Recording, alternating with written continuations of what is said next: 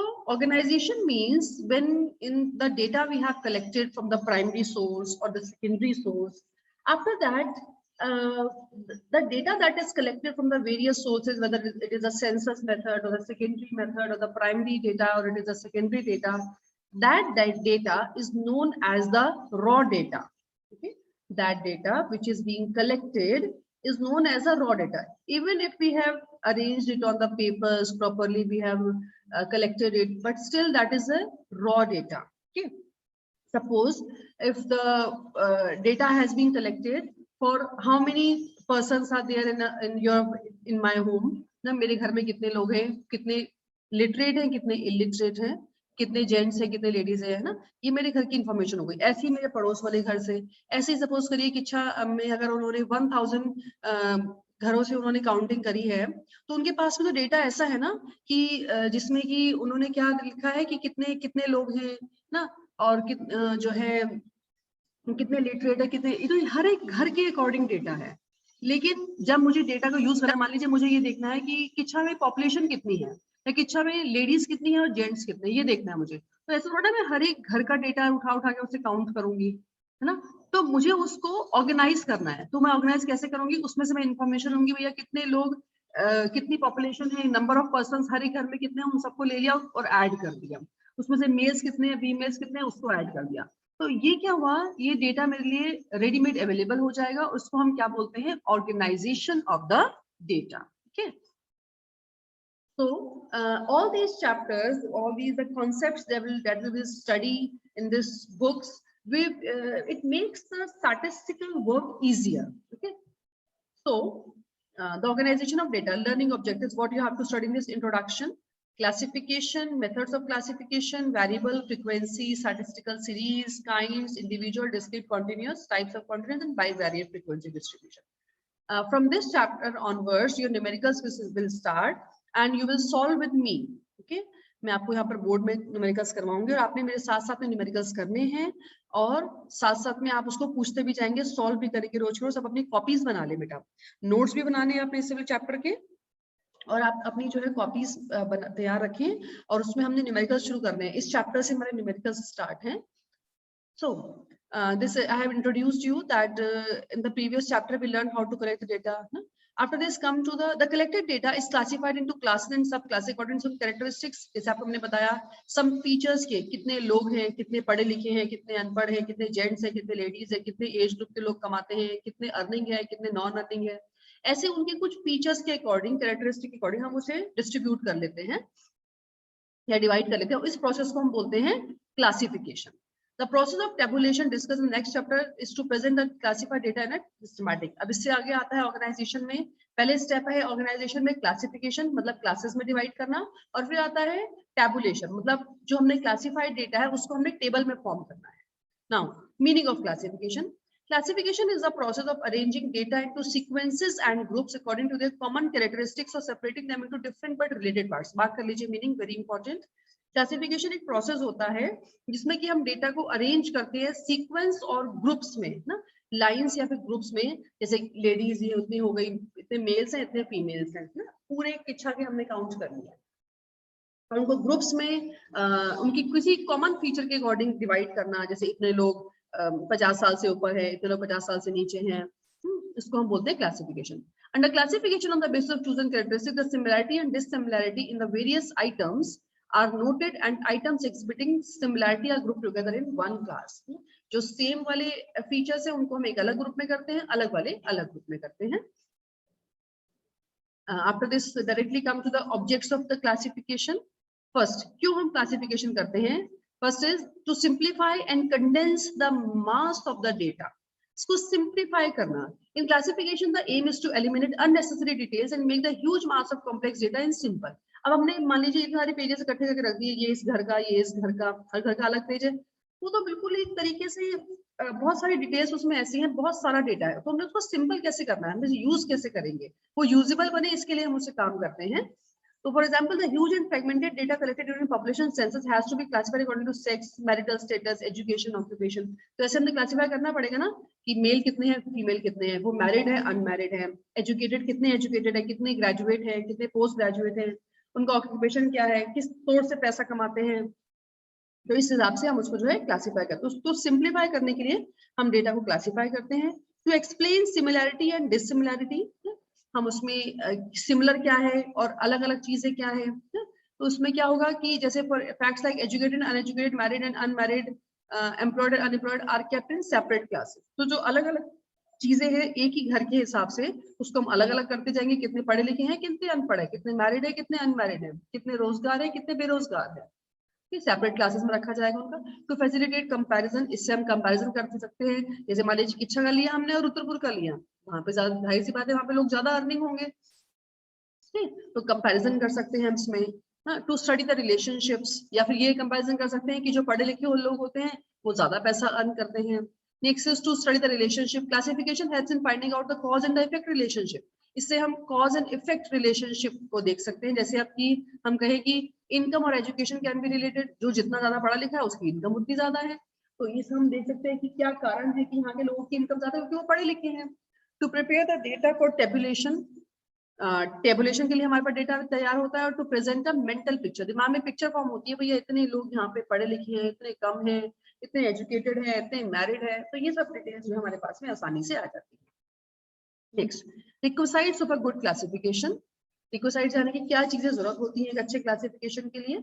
So a good classification must possess the following features, ये features होने चाहिए उसमें। पहला है suitability, the classification should confirm the object of the inquiry.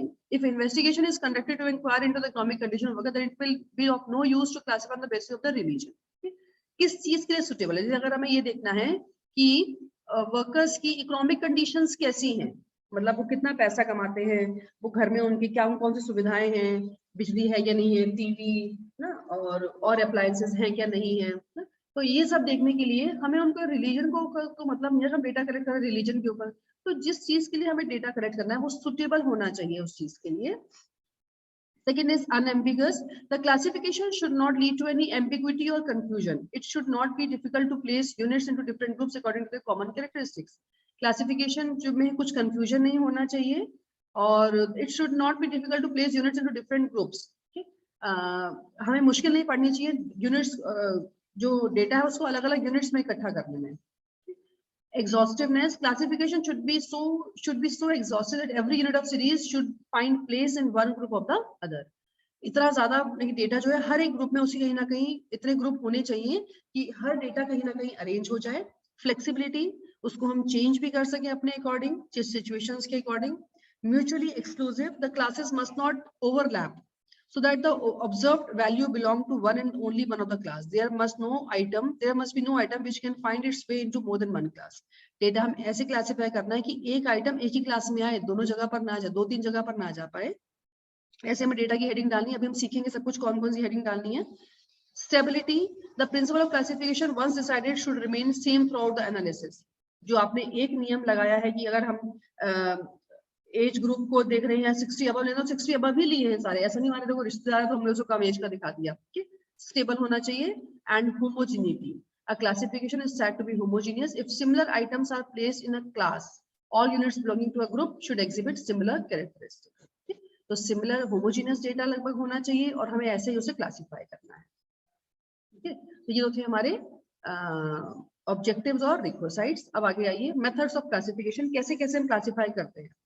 Important है ये, मार्क कर लीजिए, आपको मेथड्स पूछ सकते हैं। First is geographical, next is chronological, third is qualitative and fourth is quantitative. तो ज्योग्राफिकल मींस यानी कि जब हम लोकेशन या रीजन के अकॉर्डिंग, ज्योग्राफिकल लोकेशन या रीजन के अकॉर्डिंग डेटा को क्लासिफाई करते हैं।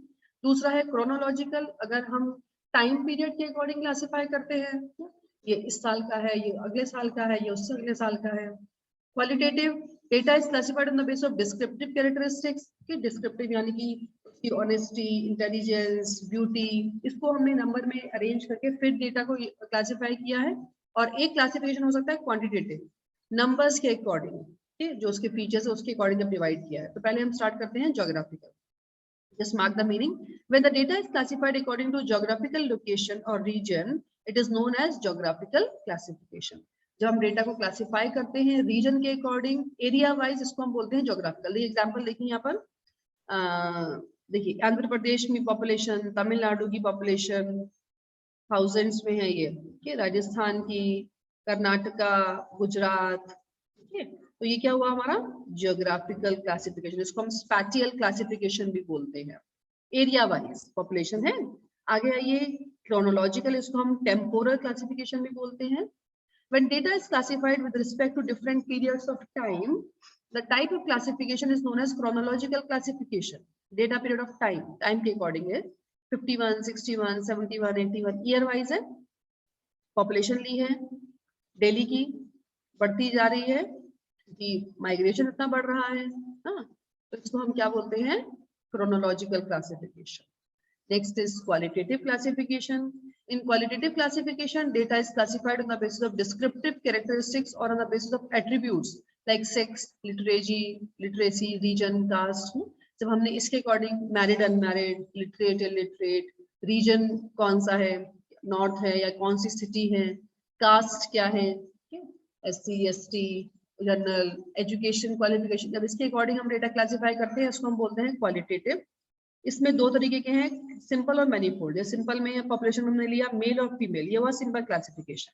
अब मेल फीमेल में हम लेते हैं मेल लिटरेट, फिर लिटरेट में हिंदू, नॉन हिंदू, इलिटरेट में Hindu, non Hindu, females literate, illiterate, ऐसे ही इसमें करते हैं। लिटरेट में मैरिड, अनमैरिड, इलिटरेट में मैरिड, अनमैरिड, ऐसे भी कर सकते हैं। तो उसको हम क्या बोलते हैं, क्वालिटेटिव। तो क्वालिटेटिव के दो पार्ट है, सिंपल और मैनीफोल्ड। मैनीफोल्ड यानी कि जब हम ज्यादा एट्रीब्यूट्स शो कर रहे हैं उसको हम बोलते हैं मैनीफोल्ड क्लासिफिकेशन। Next आइए quantitative classification.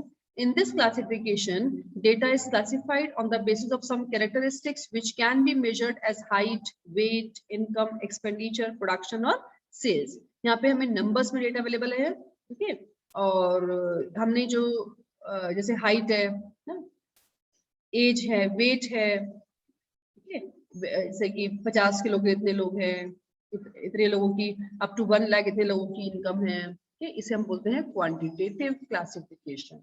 If we classify the ages of students of a school, then we can always express the ages numerically. 10 to 12, 150 students है, 12 to 14, 130 students है, इसको हम क्या बोलते हैं, quantitative classification. Now, next, in the given classification of age distribution, there are two elements: variable, the age, frequency, the number of students corresponding to each variable. Okay? यहाँ पे हमारे पास में दो चीजें आई हैं क्लासिफिकेशन में, क्वांटिटेटिव क्लासिफिकेशन में। Variable यानी कि जो चीज वेरी करती है, क्या है वो, एज, और फ्रीक्वेंसी वो नंबर कितने लोग उस कैटेगरी को बिलोंग कर रहे हैं उसको बोलते हैं फ्रीक्वेंसी। 10 से 12 साल के बच्चे कितने हैं, 150, तो 150 क्या है इसकी फ्रीक्वेंसी यानी कि वो आइटम कितनी बार रिपीट हो, 10 से 12 साल के कितने बच्चे हैं, वो हो गया उसकी फ्रीक्वेंसी। नेक्स्ट 12 से 14 कितने बच्चे हैं, 130, ठीक, तो ये क्या हुआ क्वांटिटेटिव क्लासिफिकेशन में, ये हुआ वेरिएबल और ये क्या है frequency. Now, concept of the variable. The term variable is derived from the word vary, which means to differ. Variable का जो मतलब है वो derive हुआ है vary से, जिसका मतलब होता है change होना है, अलग होना। Hence, variable means the characteristics which differ or changes. A variable refers to quantity or attribute whose value varies from one investigation to other.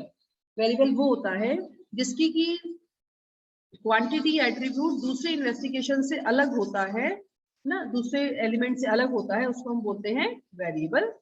The difference in value में भी विद रिस्पेक्ट टू इंडिविजुअल, जगह की फर्क हो सकता है, individual का फर्क हो सकता है, टाइम का फर्क हो सकता है। Each value within such range is called a variate. Examples, price is a variable as price of different commodities different. As variable है, प्राइसेस अलग अलग होते हैं ना कमोडिटीज के, एरिया वाइज भी अलग अलग होते हैं, एज अलग अलग होती है, ठीक है। Similarly, some more variables, height अलग होगी, weight अलग होगा, wages, expenditure, imports, production, ये सब कुछ अलग अलग होता है। It may be noted that different variables are measured in different units. For example, age is measured in years, height in inches or centimeters, weight in kilometers. तो चलिए आगे, वेरिएबल दो तरीके के होते हैं, डिस्क्रीट और कॉन्टिन्यूअस।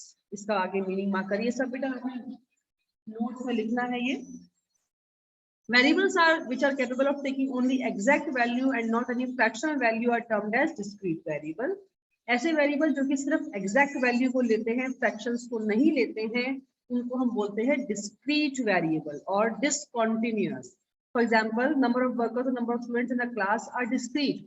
एग्जैक्ट है ना, 1 2, ऐसा तो नहीं है 1.5 है, 2.75 की हाइट ऐसे हो सकती है, लेकिन number of children, number of workers exact होते हैं, इसको हम क्या बोलते हैं, डिस्क्रीट वेरिएबल।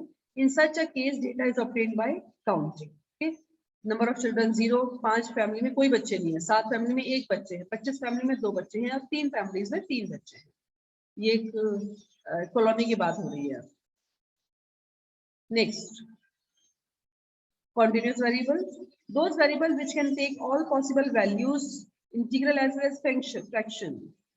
ऐसे वेरिएबल जो कि सारी पॉसिबल वैल्यूज ले लेते हैं, उसमें एग्जैक्ट वैल्यूज भी आती हैं और फ्रैक्शनल वैल्यूज भी आती हैं, उसको हम बोलते हैं कॉन्टिन्यूस वेरिएबल। जैसे कि हाइट है, कुछ फ्रैक्शन में हो सकती है ना, वेट फ्रैक्शन में हो सकता है ना, वेट 47 या 50 या किसी का 50.5 भी होगा, 50.8 भी होगा। तो जो चीजें फ्रैक्शन में आ सकती हैं उसको हम लेते हैं कॉन्टिन्यूस वेरिएबल में। 40 से 45, 22, 45 से 50। ओके, तो ये था हमारा वेरिएबल के दो पार्ट, डिस्क्रीट और कॉन्टिन्यूस।